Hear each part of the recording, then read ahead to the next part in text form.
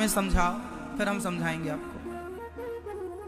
ऐसे कैसे हो सकता है कि हम सब कुछ करते हुए कुछ ना करें? एक उदाहरण दो मेरी मां। एक बात बताओ, आप में से बहुत लोग ऐसे हैं जो चाय नहीं पीते। एक मैया है, वो चाय कभी नहीं पीती, कभी नहीं पिया चाय माने, पर वो अपनी सहेली के घर गई, उसने कहा बहन थोड़ी सी चाय पी लो। तो उसने अपनी सहेली का मान रखने के लिए 2 घूंट चाय पी ली। अब सवाल आपसे, बताओ वो चाय पीती है या नहीं? बोलो। एक मां है, आप में से ही कोई, वो चाय कभी नहीं पीती, पर एक दिन अपनी सहेली के घर गई, उसने कहा बहन थोड़ी सी तो पी लो, हमने बड़े प्यार से तुम्हारे लिए बनाया। तो उसने 2 घूंट चाय पी ली, अपने सहेली के, अपने सखी के मन को रखने के लिए। अब आपसे सवाल, बताओ वो चाय पीती है कि नहीं? जोर से, जोर से। पीती है? उसने तो पी ली, उसने पी जरूर है, पर उसने अपनी इच्छा से नहीं पी। बात समझिएगा, बात छोटी सी है, पर अभी मैं समझाऊंगा इस बात से। बात यह है कि उसने चाय तो पी ली अपनी सहेली के कहने पर उसने अपनी इच्छा से नहीं पी, सामने वाले की इच्छा से पी। उसी तरह आप संसार के काम कीजिए, पर अपनी इच्छा से मत कीजिए। ये इसलिए कीजिए कि ये करना जरूरी है, कर लेते हैं। चाय पीती हुई वो चाय नहीं पी रही, क्योंकि उसके चाय पीने में उसका मन नहीं है। उसी प्रकार संसार का काम करते हुए आप अपने मन को भगवान में लगाए रखेंगे तो आप सब कुछ करते हुए भी कुछ नहीं कर रहे हैं। आप सब कुछ करते हुए भी कुछ ना करें, और कुछ ना करते हुए भी सब कुछ करें। ये तब पॉसिबल है जब हम अपने मन को सदा भगवान में लगाए रखें, हमारा मन ही ना हो। जैसे ये दास अनिरुद्ध आपके बीच में, हमारा मन, कई लोग कहते हैं चलो वहां घूमने चलें, चलो वो वादियां देखने चलें, चलो वहां झरना अच्छा है देखने चलें, चलो वहां पहाड़ अच्छे हैं, चलो वो फलानी जगह अच्छी है। सच्ची बताएं, हमारा कभी कुछ देखने का मन ही नहीं करता। कभी जाते हैं तो अपने लिए नहीं जाते। आपका मन है, चलो आपको खुशी मिलेगी कि आप दिखाना चाहते हैं, चलो आपकी खुशी के लिए चले जाते हैं। इसका अर्थ क्या हुआ कि जहां मन एग्री है, जहां मन तैयार है, जिस काम के लिए मन तैयार है वो तो आप करते हैं, पर जिस काम के लिए मन तैयार ना हो फिर भी वो आप कर रहे हैं, तो वही है दुकान चलाओ, फैक्ट्री चलाओ, परिवार चलाओ, परिवार की सेवा करो, जिम्मेदारियां पूरी करो, पर सब कुछ करते हुए अपने आप को सबसे अलग रखना है। शरीर सब कुछ करे, मन केवल भगवान में लगा रहे। काम शरीर से करना है, मन संसार में लगाना ही नहीं। अच्छा बताओ, आपको खाने में क्या पसंद है? मैं ये आपको बताऊं, क्या खाती हो आप? सब नहीं, शाकाहारी की बात हम कर रहे हैं, मांस की नहीं कर रहे हैं। शाकाहार में क्या पसंद करती हो? सब्जी कौन सी? क्या खाती हो मैया आप? सब कुछ खाते हैं। निवेदन यह है, अब आप ये सवाल हमसे पूछो कि आपको खाने में क्या पसंद है, तो हमें खाने में कुछ भी पसंद नहीं। जो ठाकुर जी को भोग लगकर प्राप्त हो जाए प्रसाद, वो खा लेते हैं। मतलब अपनी इच्छाएं शून्य करना है। अपनी इच्छाएं क्या करनी है? जहां इच्छाएं हैं, जहां मन है, वहीं दुख है। और जहां इच्छाएं नहीं है, आपकी ढेर इच्छाएं हैं फिर भी आप जिंदा हैं। मेरी इच्छाएं कम हैं, मैं भी जिंदा हूं। आप और हम सेम सेम दिखते हैं, 2 हाथ पांव आपके, खून लाल आपका, हमारा, सब सेम सेम है। सिर्फ अंतर किसका है? सिर्फ विचारों का। इसलिए जितने जल्दी हो सके अपनी इच्छाएं समाप्त कर दीजिए। गोपियां सारा काम धाम छोड़ छोड़ कर श्री कृष्ण से मिलने जा रही हैं, मिलना चाहती हैं। वो बच्चे को दूध पिला रही हैं, चूल्हे पे दूध पका रही हैं, गाय धो रही हैं, कपड़े पहन रही हैं, पर काम करती हुई उनका मन कहाँ है? जोर से जोर से। तो काम करते हुए उनका मन भगवान में होने से यह सिद्ध हो गया कि वो सब कुछ करती हुई कुछ नहीं करती। वो सब कुछ करती हुई कुछ नहीं करती। आपको भी ऐसा ही बनना है। तन रहे संसार के लिए, मन रहे भगवान के लिए।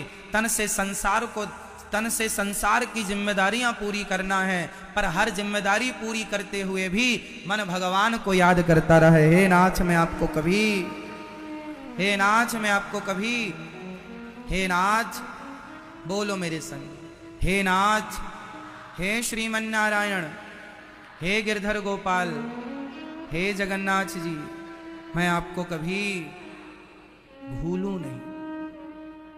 तो आज से आप में से कितने लोग काम करते हुए तन को संसार में लगा रखेंगे और मन को हर समय भगवान में लगाएंगे? कितने लोग? इसलिए संतों ने गाया, काम करते रहो, नाम जपते रहो, मन से गोविंद गोपाल गाते चलो। याद आवेगी उसको कभी ना कभी, मेरी विनती सुनेगा कभी ना कभी। ऐसा विश्वास मन में जगाते चलो, मन से गोविंद गोपाल गाते चलो।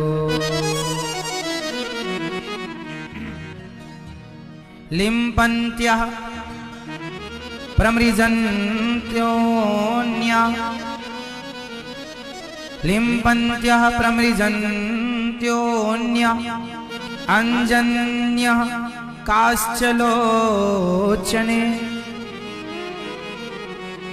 अंजन्यः, एक सखी आंखों में अंजन कर रही थी, काजल लगा रही थी। काश्चलोचने, अपनी आंखों में काजल लगा करके एक सखी लिम्पन्त्य आंगन लीप रही थी गाय के गोबर से, कि तभी बांसुरी सुनाई पड़ी, दौड़ पड़ी। व्यत्यस्त वस्त्राभरणा काश्चित् कृष्णान्तिकं ययोः। एक सखी गोबर से आंगन लीप रही है, बांसुरी सुनाई पड़ी, वही हाथ गोबर से भरे दौड़ पड़ी कृष्ण से मिलने के लिए। आंखों में काजल लगा रखा है सखी ने, दौड़ पड़ी श्री कृष्ण से मिलने के लिए। एक आंख में लगा, दूसरे में लगाया ही नहीं। व्यत्यस्त वस्त्राभरणा, एक सखी कपड़े पहन रही थी कि कहीं का कपड़ा कहीं पहनकर दौड़ पड़ी श्री कृष्ण से मिलने के लिए। वाह, इतनी उत्कंठा। एक सखी, देखो भगवान से मिलना कठिन नहीं है, कठिन है वो उत्कंठा का आ जाना, वो भगवान के अतिरिक्त संसार में। अच्छा देखो, जब गोपियां जाने लगी ना, तो उनके कुछ पति उनकी पत्नियों को पकड़कर, गोपियों को पकड़कर कमरे में बंद कर रहे हैं। कहां जा रही हो? बोले कृष्ण से मिलने जा रही हैं। चलो अंदर, लॉक कर दिया दरवाजा। जाओ, अब कैसे जाओगी? दुस्सह प्रेष्ठ विरह तीव्रताप धुता सुधा, ध्यान प्राप्ता च्युतश्लेषा, निर्वृत्या क्षीण मंगला। एक सखी को जब बंद किया तो उसका ध्यान भगवान में ऐसे लगा, इतनी उत्कंठा हुई मिलन की कि आत्मा निकलकर सबसे पहले परमात्मा में जाकर मिल गई। दुख से उसके शरीर में विरह की ऐसी आग लगी कि सारा पाप गोपियों के जीवन का अशुभ कर्म। अच्छा एक बात बताओ, हमने जो पाप किए हैं अब हमने तो कर ही लिए भाई, हमें ज्ञान नहीं था, हमने कर लिया। अब सवाल ये खड़ा है कि क्या हमने जो पाप किया है, क्या उस पाप के कारण हमें भगवान की प्राप्ति या मोक्ष की प्राप्ति नहीं होगी? अब जो पाप ऑलरेडी हो चुके हैं उनका क्या करें? तो आओ उनका समाधान करते हैं। क्या करें? क्या करें कि वो पाप समाप्त हो जाए?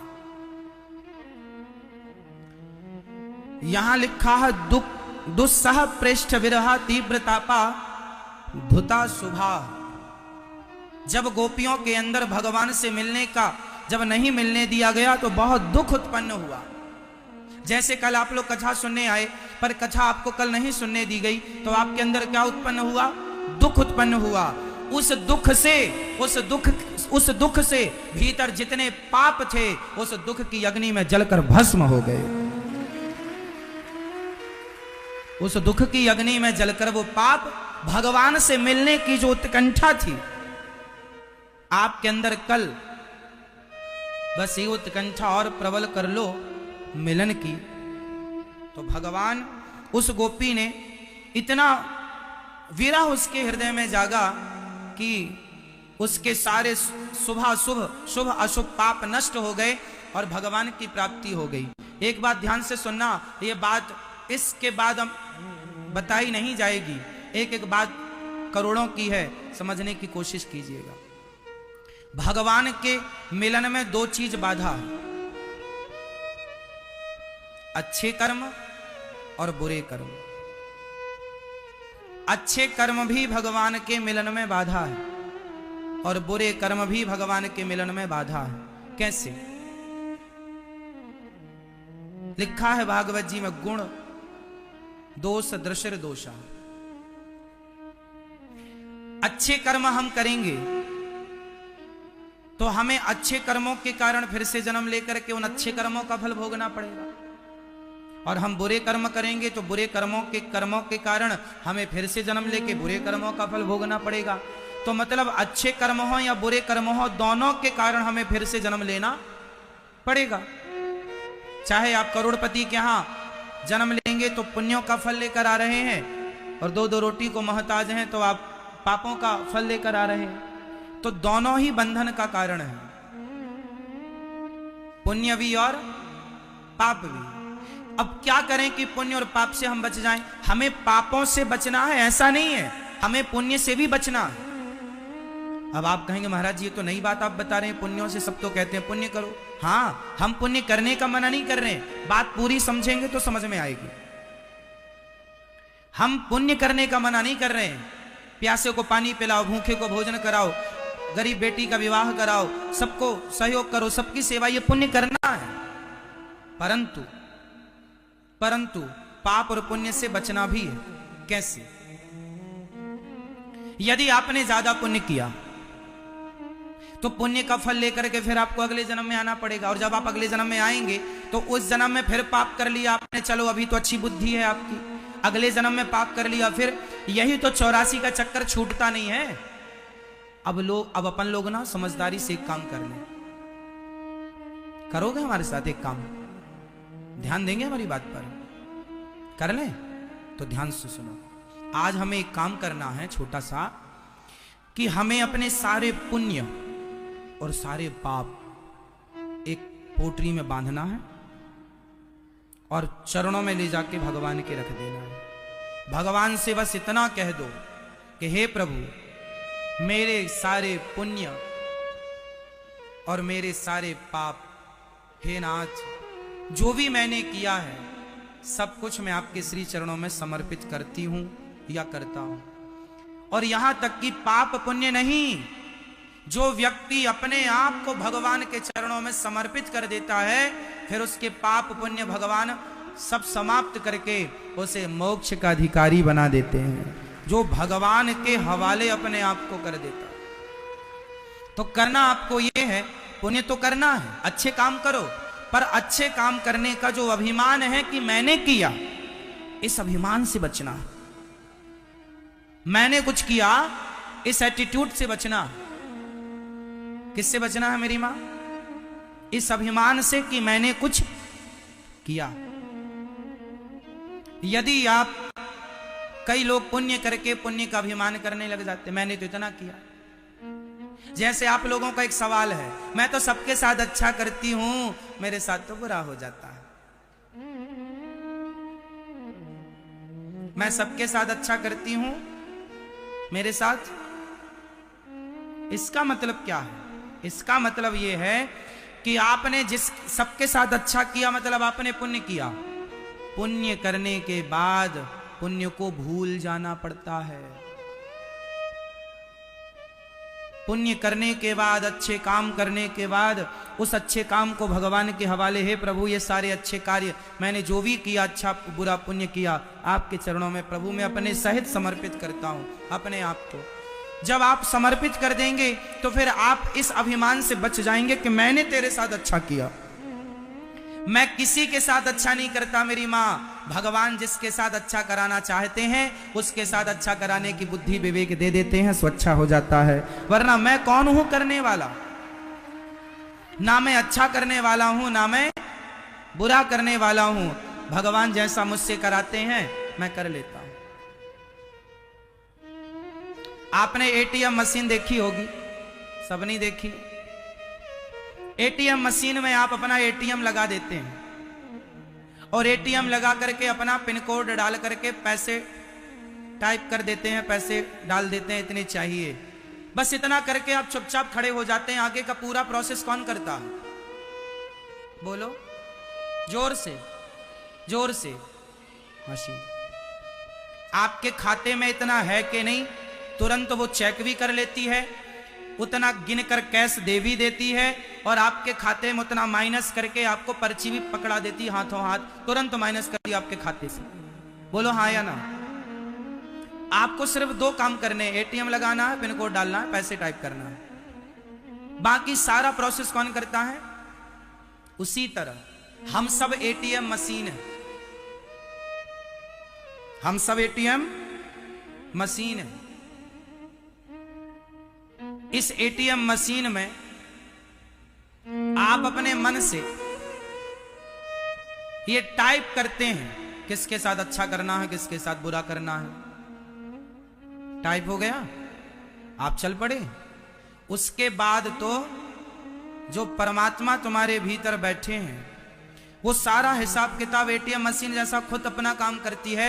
हमारे भीतर बैठे हुए परमात्मा हमारे कर्मों की रोज फाइल तैयार करते हैं, रोज अच्छे कर्मों की, बुरे कर्मों की फाइल तैयार करके, और हमसे वही कराते हैं जो इनकी मर्जी होती है। इसलिए भगवान से रोज ये कहा करो कि हे प्रभु हमसे वही कराओ जो अच्छा हो, बुरे काम ठाकुर जी हमसे ना हो। अब आप फिर ये सवाल कर देंगे तुरंत, महाराज जी तो फिर हम जो बुरा करते हैं उसके जिम्मेदार हम कैसे हुए, जब सब भगवान ही करा रहे हैं तो भगवान जिम्मेदार हुए? नहीं, एटीएम मशीन सारे काम नहीं करती। पिन आपको टाइप करना पड़ता है, कैश आपको डालना पड़ता है, मतलब पैसे कितने निकालना है, 1000 2000 आपको करना पड़ता, बाकी का काम मशीन करती है। उसी तरह भगवान ये देखते हैं कि आपके मन में क्या चल रहा है, आपने क्या टाइप किया। भारत जी ने मरते समय मृग टाइप कर लिया। भारत जी ने मरते समय क्या टाइप कर लिया? फटाफट बोल दो। मृग। उनके मन में क्या चल रहा, मेरे मृग का क्या होगा, मेरे मृग का। टाइप हो गया ना, टाइप हो गया। उसके हिसाब से जो बैठा परमात्मा है उसने तुरंत मशीन काम करना शुरू कर दी। इसके अंदर मृग चल रहा, तुरंत इसके सारे पुण्यों को खत्म किया जाए और इसे मृग की योनि में डाल दिया जाए, क्योंकि इसके मन में मृग चल रहा है। अगला जन्म मृग का। आपके खाते से कट के पर्ची हाथ में आ गई, तुरंत दूसरा जन्म मृग की योनि में हो गया। अंत यामति सागति।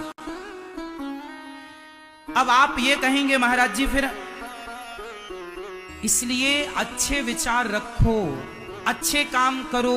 तुम, भगवान किसी से नहीं कहते तुम दारू पियो, भगवान किसी से नहीं कहते तुम गांजा पियो, भगवान किसी से नहीं कहते तुम किसी की बहन बेटी को छेड़ो। तुम्हारे अपने अंदर अक्ल है, समझ है, सही गलत का ज्ञान है, आपको पता है कि क्या सही है क्या गलत है, फिर भी आप गलत करें तो वो गलत ही टाइप हो रहा है ना। भाई आपने निकालना है 2000 रुपए और एक शून्य धोखे से ज्यादा लग गया तो 20,000 निकल आएगा? बोल दो हाँ। गलती आपने की तो मशीन सुधार नहीं करेगी, मशीन तो उतना ही देगी जितना आपने भले धोखे से 0 दब गया। बोलो हाँ। कई बार आप 50,000 रुपए भेज रहे होते हैं, शून्य यहां वहां हो जाने से 5 लाख हो जाता है। बोलो हाँ। फिर गलती तुम्हारी है तो भोगना तुम्हें खाते से तुम्हारी कटेंगे। खाता ये नहीं कहेगा गलती होगी, वही हो गई हो गई, तुमने किया है चलो। तो जो तुम सोचते हो अच्छा बुरा वो सब टाइप हो रहा। सोचो क्यों? शराब पी रहे हो तुम तो दंड तुम्हें मिलेगा, भगवान ने थोड़ी कहा कि तुम पियो। तुम क्यों टाइप कर रहे हो गलत? भगवान तो हिसाब किताब करेंगे। इसलिए जो भी हमने किया है अब से अच्छा करो, और जो हो रहा है भगवान की मर्जी मानकर प्रसन्न रहो, और जो हो रहा है उसे ठाकुर जी की मर्जी मानो, अपने आप को समर्पित कर दो। आज से आप किसके? आज से आप भगवान के सौंप दो। तुम्हें सौंपता हूं अमानत तुम्हारी। भगवान जी को सौंप दो, समर्पित। हे प्रभु अब हम आपके।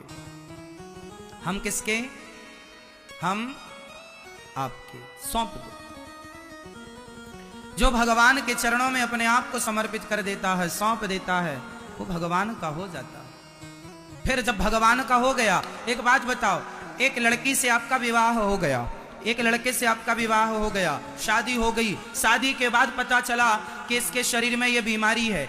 अब शादी के बाद जब पता चला कि लड़की में ये बीमारी है, लड़के में ये बीमारी है, तो बताओ वो बीमारी अब किसकी है? अब आपकी है। अब उसके सुख में आपका सुख है और उसके दुख में आपका दुख।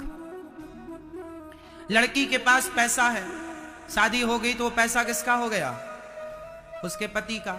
और पति बहुत बड़ा आदमी है, लड़का जिससे विवाह हुआ, शादी हो गई तो उसका पूरा आपका। भाई शादी के बाद पत्नी का सब पति का हो जाता है और पति का सब पत्नी का हो जाता है। सुख भी हो जाता है और दुख भी हो जाता है, बीमारियां भी हो जाती हैं। अब पति को कोई बीमारी है तो उस बीमारी के साथ ही तुम्हें अब जिंदगी गुजारनी पड़ेगी।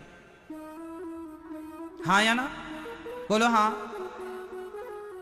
जैसे पति का कष्ट पत्नी का माना जाएगा, पत्नी का कष्ट पति का माना जाएगा। जब भक्त समर्पित कर देता है अपने आप को तो भक्त का कष्ट भगवान का हो जाता है। हम तो खत्म, उस पाप और पुण्य के जंजाल से बाहर आ गए। पाप पुण्य के बंधन से बचना है तो एक ही उपाय है, समर्पण। क्या है? जोर से, समर्पण। गोपियां पहुंची भगवान के पास। जब पहुंची तो भगवान ने कहा, स्वागतम वो महाभागा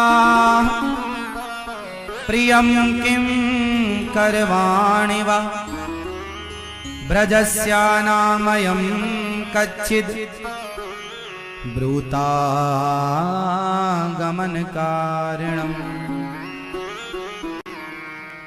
भगवान ने कहा, स्वागतम वो महाभागा, आओ देवियों आओ आओ, स्वागत, आपका बहुत स्वागत है। ये बताओ यहां क्यों आई हो? यहां आने का उद्देश्य क्या है? सारी गोपियां खड़ी हैं और भगवान कह रहे हैं यहां क्यों आई हो, आने का उद्देश्य क्या है, हेतु क्या है? आओ।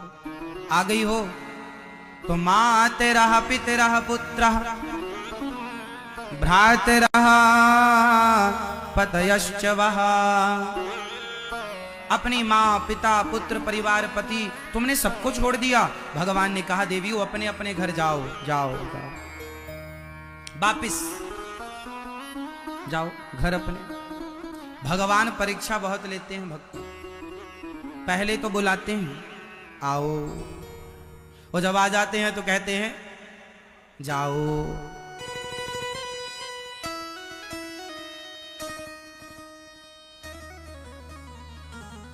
देखो जो गोपियों के साथ हुआ है ना, वही आप लोग भी अनुभव कर रहे हैं। पहले कथा में बुलाया जाता है कथा सुनने आना, और जब आ जाते हैं तो कहते हैं भाई जगह पूरी हो गई, अब जाओ घर से सुनना। आओ, फिर कहते हैं जाओ।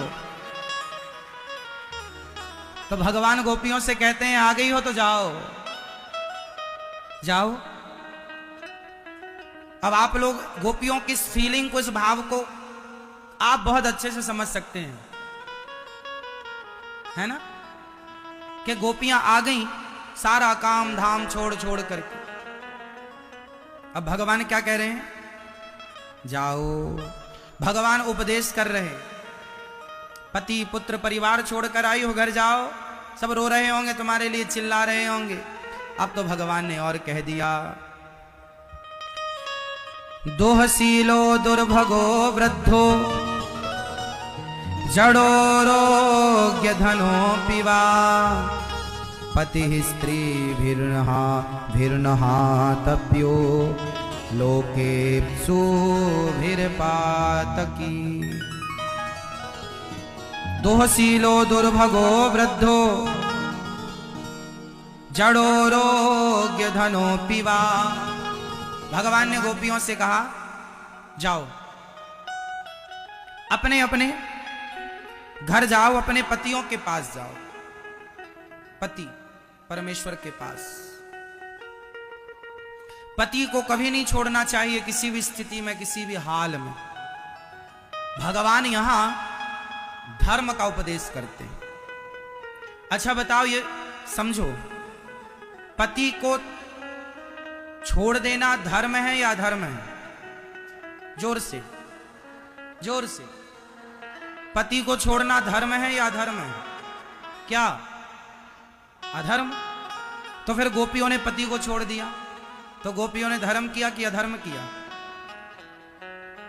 मां को छोड़ना धर्म है कि अधर्म है? जोर से। फिर भरत जी ने अपनी मां को छोड़ दिया, तो धर्म किया कि अधर्म किया? भरत जी राम जी के भैया कह कही मां को। बताओ, पिता को छोड़ना धर्म है या अधर्म है? जोर से, जोर से। फिर प्रहलाद जी ने छोड़ दिया। भाई को छोड़ना धर्म है कि अधर्म है?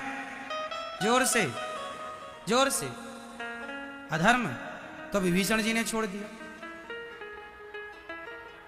बताओ, गुरु को छोड़ना धर्म है कि अधर्म है? जोर से, जोर से। फिर राजा बलि ने छोड़ दिया शुक्राचार्य जी को। अब समझते हैं इसकी गहराई को। किस स्थिति में भाई को, पति को, पिता को, मां को छोड़ा जा सकता है? वो स्थितियां क्या है? गोपियों ने अपने पति पुत्र परिवार को छोड़ा। आज कोई स्त्री पति को छोड़ करके यदि भटकने लग जाए भगवान के चरणों में, तो लोग यही समझाएंगे, भाई पति की सेवा करो, पति की सेवा धर्म है। पर गोपियों ने पति को छोड़ दिया, तो गोपियों ने छोड़कर सही किया कि गलत किया? और ये छोड़ो, गोपियों ने अपने बच्चों को छोड़ दिया दूध पीते हुए, तो गोपियों ने सही किया कि गलत किया? जोर से। हाँ, दूध पीते बच्चों को छोड़ दिया, पति को छोड़ दिया, कैसे सही हो सकता है? सही है तो सही को सिद्ध करना पड़ेगा। आओ अब हम उस सही को सिद्ध करके बताते हैं। आज हम आपको एक चीज समझाएंगे जिसको समझ में, जो समझने के बाद फिर कुछ समझने की जरूरत नहीं है इस सब्जेक्ट में। चलो बताओ, धर्म कितने प्रकार का होता है? कौन कौन बताएगा? मैया, ओ मेरी मां, धर्म कितने प्रकार का होता है? मैया बताओ, आप बताओ। इसका मतलब कथा बिल्कुल नहीं सुनती हो मैया। पीछे वाली मैया बताओ, धर्म कितने प्रकार का होता है? जो बताएंगे मैं मान लूंगा कि वो पुराने श्रोता हैं, सुनने वाले हैं कथा को। कितने प्रकार का होता है धर्म? इस तरफ कुछ माताएं बहनें बता रही हैं, इस तरफ बताओ, बताओ। इसका मतलब कथा बिल्कुल नहीं सुनते, पंचायत चलती है दिन भर घर में। अरे हम रोज रोज आपके पास नहीं आ सकते कथा सुनाने, इसलिए टीवी के माध्यम से सबके घरों में, मोबाइल के माध्यम से सबके पास कथा लेकर आते हैं कि आप भले ना आमने सामने सुन पाए तो टीवी मोबाइल के माध्यम से सत्संग से जुड़े रहें। धर्म कितने प्रकार का है? चार।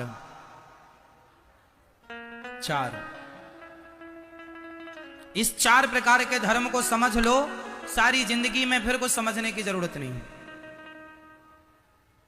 गीता बहुत जगह गीता का ज्ञान उलझा देता है ना, तब इस थ्योरी से सुलझता है गीता का ज्ञान, इस 4 की थ्योरी से।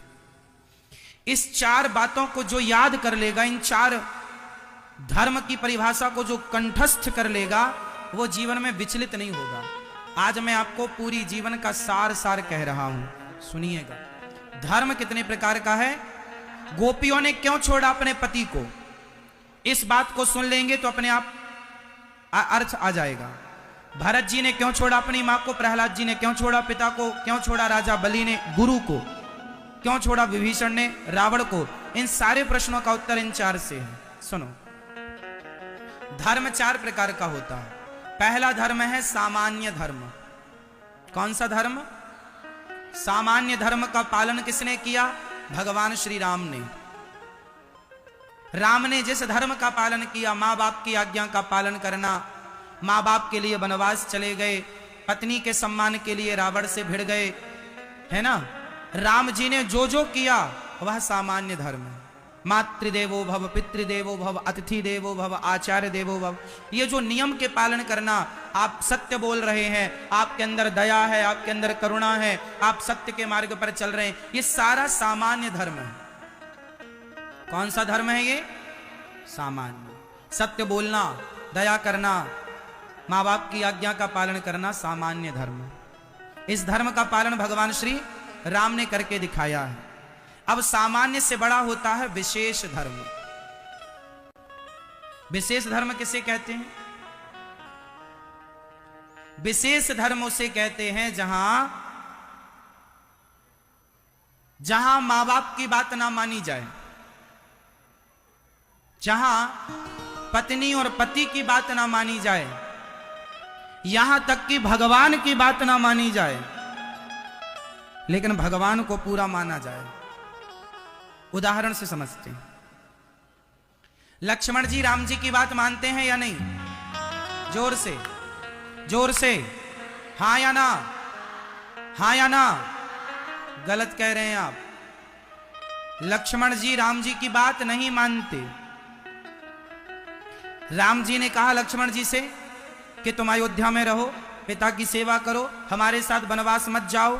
क्या लक्ष्मण जी ने बात मानी? भरत जी चित्रकूट आए, लक्ष्मण जी गुस्सा कर रहे हैं, आ गया वो नागिन का बेटा, जैसी मां वैसी बेटा मारने आया है, मैं अभी धनुष तैयार करता हूं, मारूंगा, भरत को मार डालूंगा मैं। लक्ष्मण जी को समझा रहे हैं, राम जी गुस्सा ना करो भैया, भरत ऐसा नहीं है जैसा तुम समझ रहे हो। क्या लक्ष्मण जी ने बात मानी राम जी की? बोलो बोलो। राम जी ने कहा था सीता मैया के पास रहना, मैं मृग मारने जा रहा हूं। लक्ष्मण जी भी चल पड़े, बात मानी। इसका मतलब लक्ष्मण जी राम जी की बात नहीं मानते। अब मैं आपसे सवाल करता हूं, आप भगवान की बात मानते हैं कि नहीं? फटाफट उत्तर दो, हां या ना में। जोर से, हां या ना? जोर से कह दो हां, बोल दो हां, बोल दो, हम कह रहे हैं, बोल दो हम भगवान की बात मानते हैं। मानते हैं? पूरा नहीं मानते, 2% मानते, कुछ तो मानते हैं। एक बात बताओ, अभी भगवान जी प्रकट हो जाएं और भगवान जी आपसे कहें कि सुनो दिल्ली वासी, भगवान कहें आप लोगों से सुनो, तुम सब हमें भूल जाओ, ना हमारी कथा सुनो, ना हमारा नाम जपो, तो भगवान की आप ये बात मानेंगे? मानेंगे? मानेंगे? इसका मतलब क्या है? हे प्रभु, हम आपको मानेंगे, पर आपकी उन बातों को नहीं मानेंगे जिन बातों से हम आपसे दूर हो जाएं, जिन बातों से हम आपके करीब रहें, बस वो बातें आपकी मानेंगे। लक्ष्मण जी ने वो बातें मानी हैं जिससे वो राम जी के करीब बने रहे, वो बातें नहीं मानी जिससे वो राम जी से दूर हो जाएं। तो भगवान की वो बातें ना मानी जाएं जब भगवान की बातें भक्त को भगवान से दूर कर दें। इसलिए भगवान जो अपनी लक्ष्मण जी ने अपनी पत्नी, अपने पिता, अपनी मां, अपने भगवान राम की भी वो बातें नहीं मानी जिन बातों से वो भगवान से दूर होते, वो बातें मानी जिनसे वो भगवान के चरणों में सदा रहते। तो ये धर्म कौन सा है? जहां भगवान से दूर होने की बात ना मानी जाए, वो कौन सा धर्म है? अब बताओ, गोपियों ने अपनी पत्नी, गोपियों ने अपने पति, पुत्र, परिवार का त्याग किया, किसके लिए? किसके लिए? तो गोपियों ने किस धर्म का पालन किया? विशेष धर्म। गोपियों ने किस धर्म का पालन किया? विशेष धर्म। ये विशेष धर्म है। तो गोपियों ने अपने पुत्र, अपना परिवार, अरे पुत्र परिवार तो फिर मिल जाएगा, हर योनि में, हर जन्म में मिलता है, पर भगवान आज मिल रहे हैं, कम मिलेंगे, इसलिए गोपियों ने सब छोड़ दिया, पर भगवान को नहीं छोड़ा। सब छूट जाए पर भगवान ना छूटे, यही विशेष बनाती है आपको, यही है विशेष धर्म। ठीक है।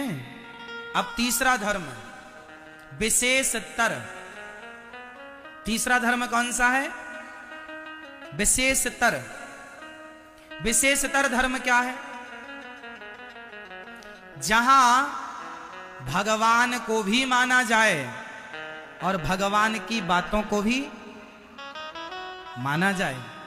बताओ वो कौन है जो भगवान को भी मानते हैं और भगवान की हर बात को मानते हैं?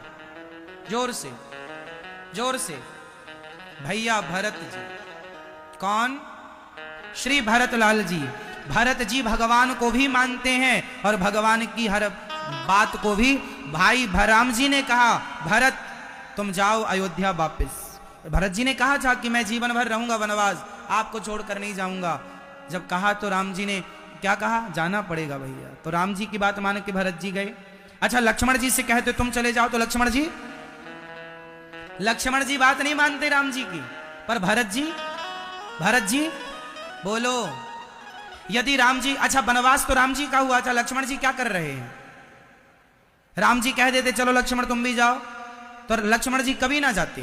पर भरत जी से कह दिया जाओ, तो भरत जी चले गए। जहां भगवान को भी माना जाए और भगवान की बात को भी माना जाए, उसे विशेषतर धर्म कहते हैं। वो भरत जी का धर्म लक्ष्मण जी से श्रेष्ठ है। राम जी का धर्म राम जी से श्रेष्ठ लक्ष्मण जी, लक्ष्मण जी से श्रेष्ठ भरत जी हैं। और सबसे श्रेष्ठ कौन है? चौथा धर्म है विशेषतम। जोर से, जोर से।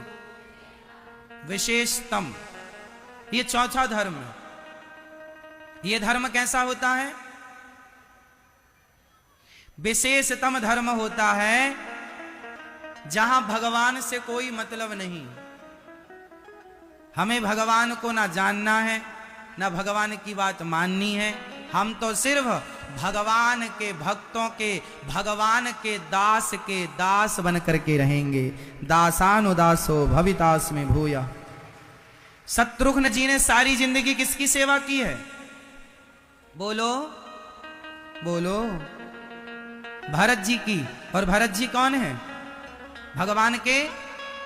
इसलिए भगवान का भक्त उतना बड़ा नहीं है जितना बड़ा भगवान के भक्त का भक्त है, सेवक है। इसलिए सबसे सेवक धर्म कठोरा, सबसे बड़ा होता है सेवक। सबसे बड़ा कौन? इसलिए कहता हूं सेवा करो।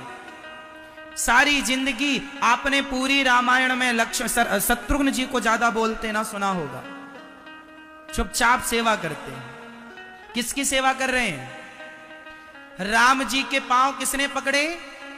जोर से, जोर से। मैया बोलो, थोड़ा दिमाग लगाओ, चालू रखो, बार बार बंद कर लेती हो दिमाग। राम जी के पांव किसने पकड़े? जोर से, भरत जी ने। और भरत जी के पांव किसने पकड़ लिए? शत्रुघ्न जी ने। बस यही है फॉर्मूला भवसागर से पार होने का। इसलिए हमारे सनातन धर्म में गुरु परंपरा बनाई गई है कि गुरु ने भगवान के चरण पकड़े हैं और भक्त ने गुरु के चरण पकड़ लिए तो भी भवसागर से पार। आचार्य चरण है भरत जी और आचार्य चरणों को शत्रुघ्न जी ने पकड़ रखा। इसलिए गुरु परंपरा हमारे यहां बनाई गई है अनादिकाल से। इसलिए गुरु की जरूरत पड़ती है। प्रिय भक्तों, आपसे बस यही प्रार्थना करूंगा कि आप लोग भगवान के चरणों को कस के पकड़ें। यदि भगवान के चरण ना पकड़ में आवे तो भगवान के भक्तों के चरण कस के पकड़ लीजिए। यदि पकड़ लिया तो बिजली के तार को यदि किसी ने पकड़ लिया और उसको दूसरे ने पकड़ लिया, उसको तीसरे ने, उसको चौथे ने, उसको पांचवें ने पकड़ा, तो बताओ सबसे पहले करंट किससे लगेगा? आगे वाले को। मरेगा कौन, आगे वाला या पीछे वाला? सबसे पहले कौन मरेगा? प्रैक्टिकल मत कर लेना, नहीं घर में जाके तार ही पकड़ो पहले। सबसे पहले मरेगा कौन? कौन? पीछे वाला। करंट का सिद्धांत है। इसी तरह आपसे प्रार्थना है कि भगवान के चरण जिसने पकड़े हैं उसका उद्धार बाद में होगा, पर भगवान के भक्त के पांव जिसने पकड़ लिए उसका उद्धार पहले हो जाएगा। इसलिए दासानुदासो भवितास्मि भूयः। तो गोपियों ने भगवान के लिए सब छोड़ दिया, और भगवान के लिए सब छोड़ना यही धर्म है। भगवान के लिए सब छोड़ना क्या है मेरी मां? जोर से। धर्म। अब गोपियों ने कहा मैवं विभोर्हति भवान गदितुं रशंसं संत्यज्य सर्व विषयांस्तव पादमूलम् भक्ता भजस्व दुर्वग्रहमात्यजास्मान् देवो यथादिपुरुषो भजते मुमुक्षून् भजते मुमुक्षून्।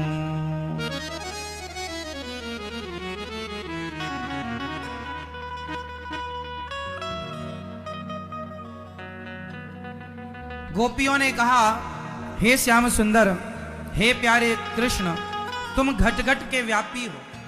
गोपियों से जब भगवान ने कहा हमें छोड़कर चली जाओ, तब गोपियों ने कहा हे प्यारे, तुम तो घट घट के वासी हो, सब जानते हो। तुम इतने निर्दयी कैसे हो सकते हो? इतने निष्ठुरतापूर्ण वचन कैसे कह सकते हो? हे गोविंद, क्या तुम्हें हम पर दया नहीं आ रही है? हमने सब तुम्हारे लिए छोड़ा और तुम कह रहे हो हमें छोड़कर चली जाओ। अब तो श्याम सुंदर, अब हम पर हमारा कोई वश नहीं है। अब हम अपने आप को तुम्हारे हवाले